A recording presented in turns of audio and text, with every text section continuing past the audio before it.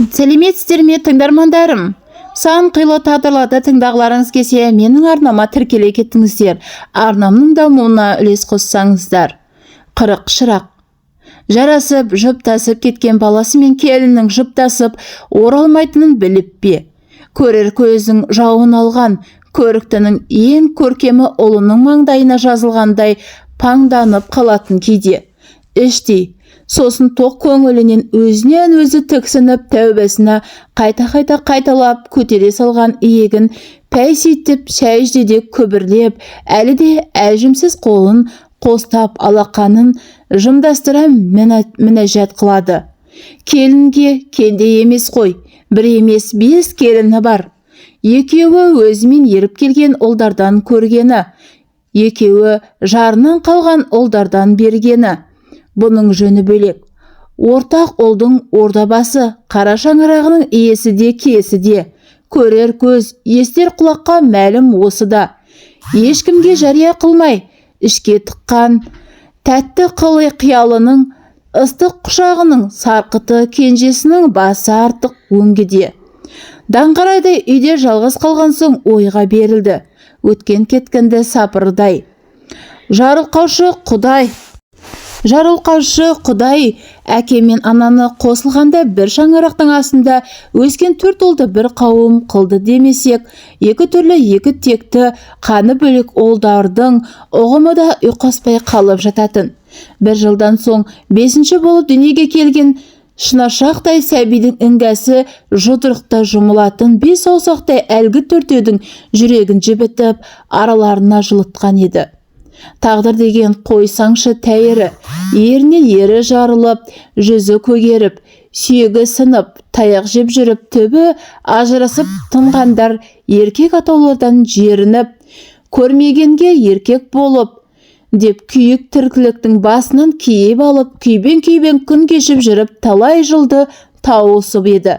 Табиғаттың заңын жеңген кім бар?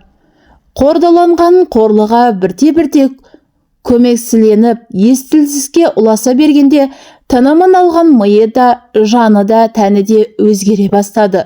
Әуелі сұлуланып бара жатқан, байқағанда сұққана сайын тәкаппарлық тап болып қалып, иегін көтере түсетін.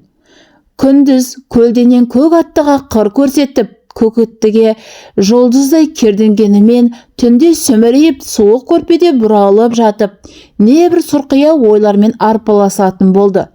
Ол ма, түсіне де жын кіріп, тәнімен алысқанда талықсып жатып оянатынды. Тарсылдап соғып жатқан жүрегін қатты басып, тырысып барып қан жүгірегірген аяғын бүгіп бүрісіп отырып қалатын. Сезімтал жаны күйін күйге қосқандай әлде бір дірілдеді. Сезімтал жаны күйге қосқандай әлде бір дірілдеген өне бойын жайып жібергенде жылап тынғанда талай. Жүзім беймәлім, қаруы мықты елеспе, жынба қыр соңынан қалмай қуып төбесіне ілеске кіретінін қорқайын дегенде ес тоқтатып қалған 2 ұлдың бірінің қойнына алып жатып та көрді. Үлкеннің әлде қашан еркектігі оянған жігіт көріп, бозбаланың қасына жатуға ұят санағанды. Жыл өтпей соңынан ерген кішісіне қолқа салып еді, «Ту, анашым, несіне қорқасыз? Сіздікі шаптырым жерде жаты, сідік шаптырым жерде жатырмыз ғой», деп онысы да азар да безер болған. «Жоға, анаңды қорғау парызың екеуіңнің. Мұсылман әйелге жалғыз жату күнә. Жалғыз жүргенде үңілген көзде жында. Солар өкшелеп жүр ғой, шошып жүрмін» деп айтқаннан қайтпай 2 көрпе жамылса да бір төсекте жатқанын місі құтты кіші ұлдың. О жаратылыс, кіші ұлдың да еркекке айналып қалған таңғы жуық біліп қалды. Ыстықтап, жамылғасын серпіп тастап, ұйықтап жатқан ұлының қанжары қақиып тұр екен. Бетін баса ұшып тұрды да теріс қарап отырған күйі сипалап тапқан жамылғасын ұлының үстіне лақтырды. «Жарығым-ау, сендерге ақыл айтар әке де жоқ.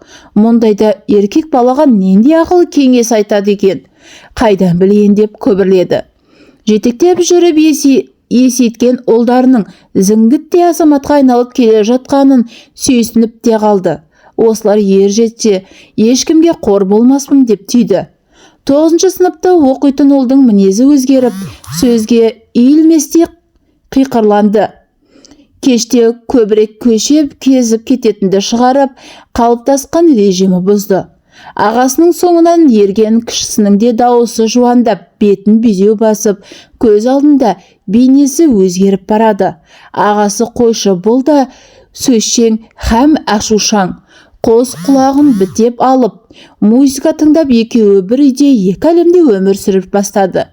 Үшінші жанды мүлдем естімейді де, көрмейтін де сияқты.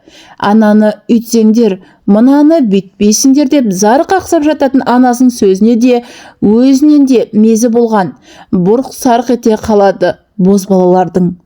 Қойыңызшы деп гүр ете қалатын ұлдарының безбүйрек әдеттерінен жүйкесі тозып миы ашыды. Өтпелі шақ деген бәлені кім ойлап тапқан? Қараң қалғыр. Біз сорлы солке өтпелі шақсыз-ақ өтіп едік.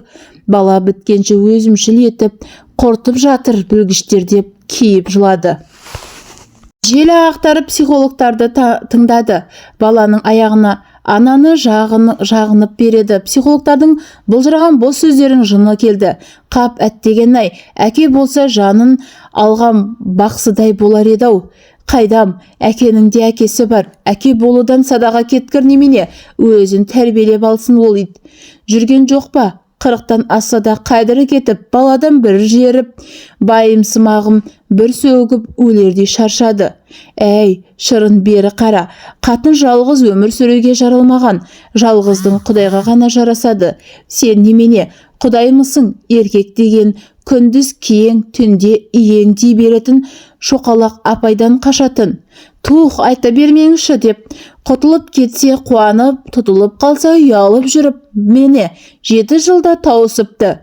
40 әйел үшін бір сынақ екен.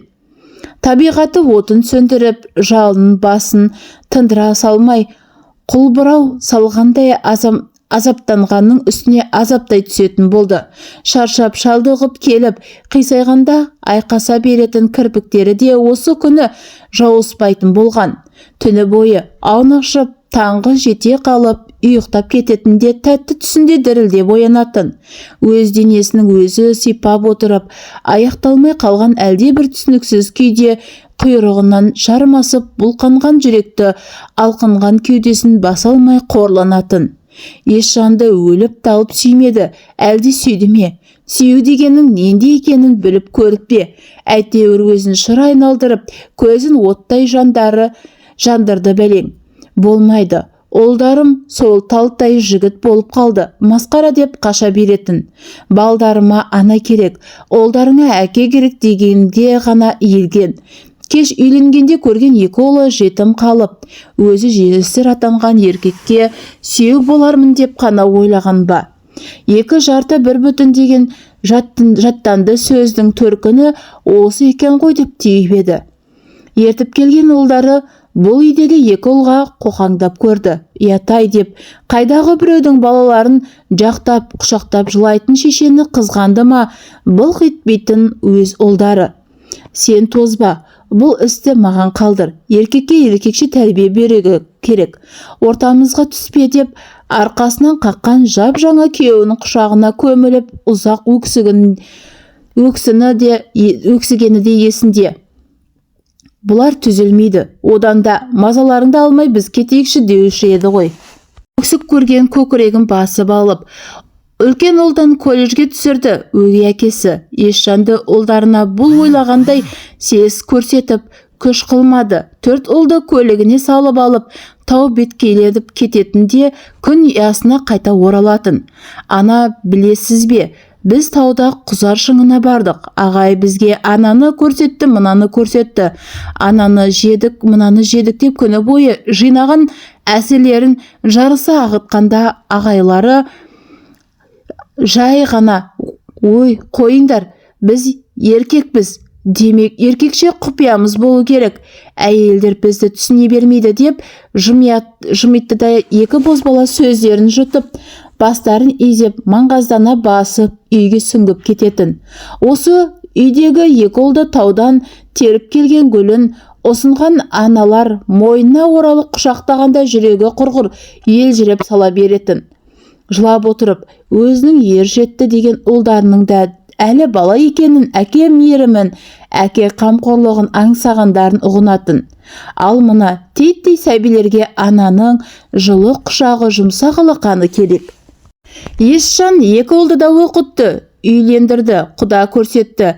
Әлгінде ызақор, қиқыр балалар күн өткен сайын сабыр тауып, байсалды жігіттерге айнала берді де, мынау деген ер азамат болды. Босағадан аттай бере аналап, жарысы жүгіріп шыққан екі ұлды да мықты жігіттер болып өсті. Енді бұларды екі әкеден, екі анадан туды деп айта алмассың. Бәрі де Есжанша сөйлейді, Есжанша іс қылады. Дүйім жұрт Есжанның ұлдары-ай деп таңдай қағысады. Есжантай үйлендіріп ортақ ұлдан немере сүйемін бе деп отырғанда ауырмай сырқамай дүниеден озып кете берген жарын сағынады. 70-тің жегін басқан ғұмырында Есжандай жігіттің төресін жолықтырған тағдырына риза. Алса Құдай балаларымның алдында ал деп дұға етуден жалықпайды. 5 ұлға 5 еліп бақ тілеп, 5 бәледен қорғауды сұрап жаратқаннан жалынып жалбарынып отырып, жайнамазының шетін бүккені сол еді. Күбірлескен дауыстардан секем алды.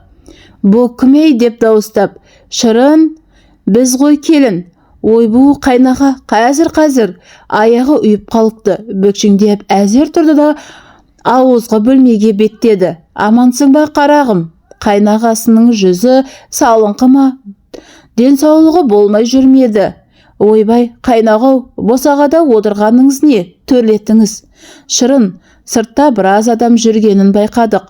Әне біреу әкім бе, қайнағаңның ұлы тіке атамай, өзі қойып аталған әкім бала кел бермен деп шақырып алды.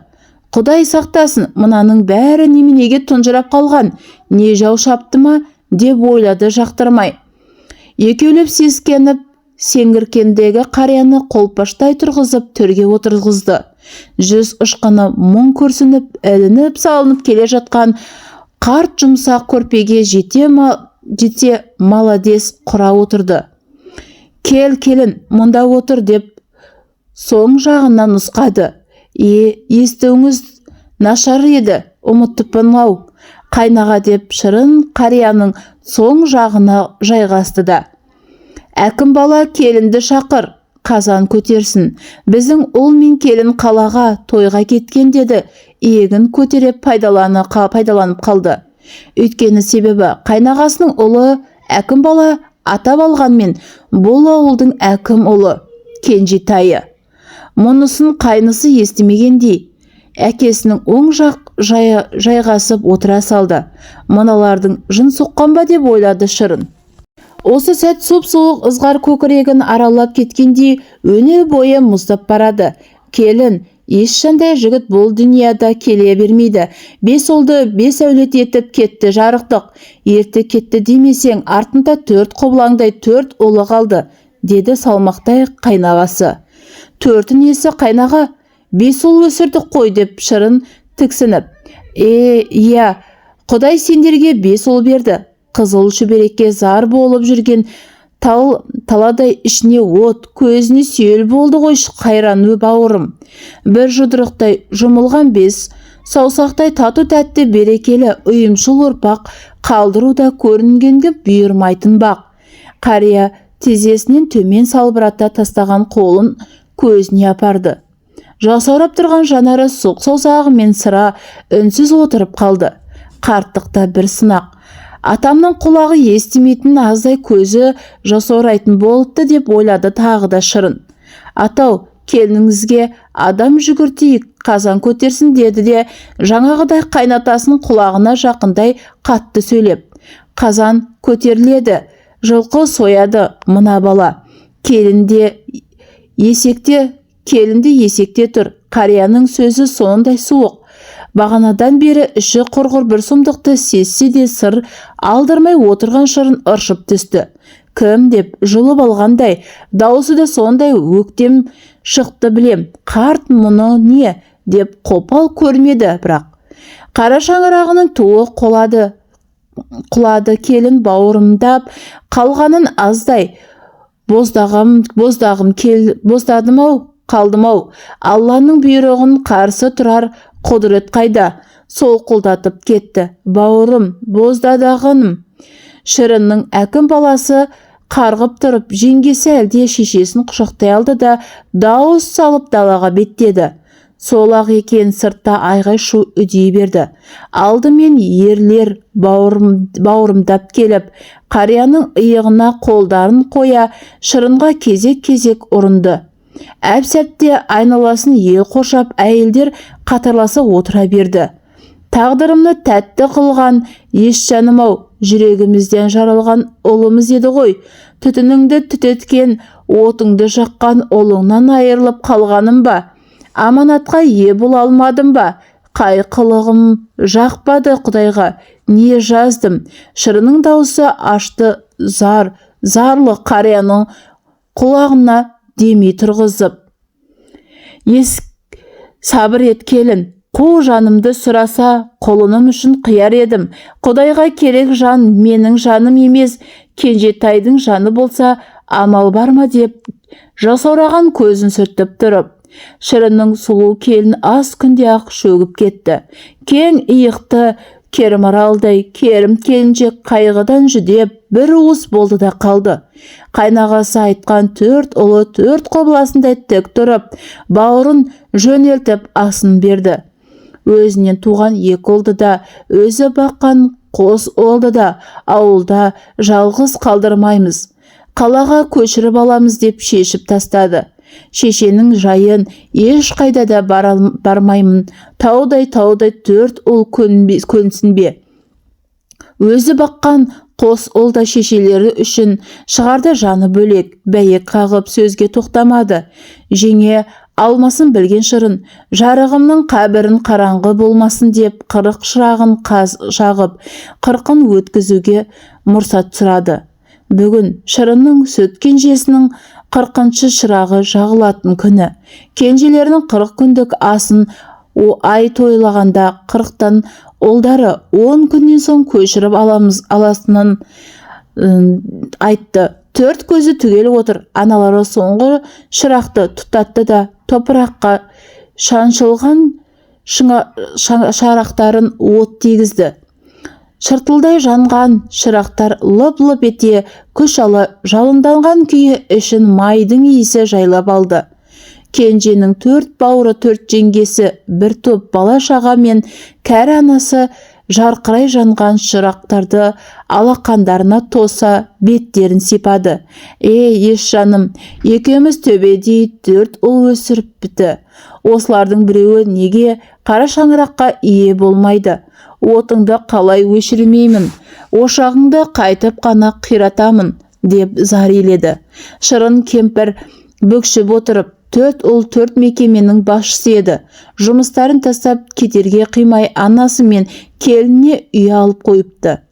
Басынан ортан беліне дейін қойдың жүні оралып, топыраққа шынжылған шырақтар бірінен соң бірі жанып, таусылып шетінен сөне бастағанда Шырын кенжесінен айырылғанын анық ұққандай. Алғаш мойындағанда егіле жылады. Көлігін өзгемен қақтығыспай апатқа ұшырағандықта жол жұтқан ұлына Құран оқып, қалған 4-дің тілеуін тілемеске, сабыр етпеске амалы қане. 40 күндік қайғы ойсыратып, езуі суланып, жүзін шатпар әжім жайлап алып дананың. Әңгіменің соңы.